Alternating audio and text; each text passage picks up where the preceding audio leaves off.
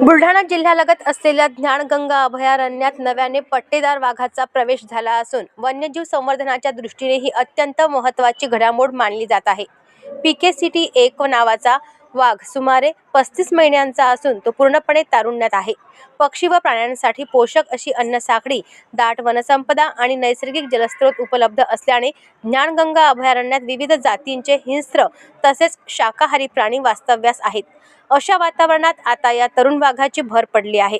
मिळालेल्या माहितीनुसार PKCT-1 या वाघाला पांढरकवडा व्याघ्र प्रकल्पातून ज्ञानगंगा अभयारण्यात आणण्यात आले आहे. लांबचा प्रवास झाल्याने आणि नवीन परिसराशी जुळवून घेण्यासाठी सुरुवातीचे काही दिवस त्याला राखीव परिक्षेत्रात ठेवण्यात येणार आहे. वातावरणाशी पूर्णपणे एकरूप झाल्यानंतर त्याला मुक्त वन अधिवासात सोडण्यात येईल, अशी माहिती वन विभागाने दिली आहे.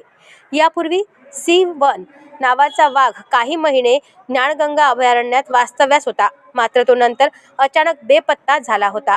त्या पार्श्वभूमीवर नव्या वाघाच्या आगमनाकडे वन्यजीव विभागाचे एक महत्त्वाकांक्षी आणि संवर्धनाभिमुख पाऊल म्हणून पाहिले जात आहे.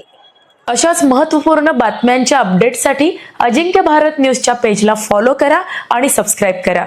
Thank you for watching.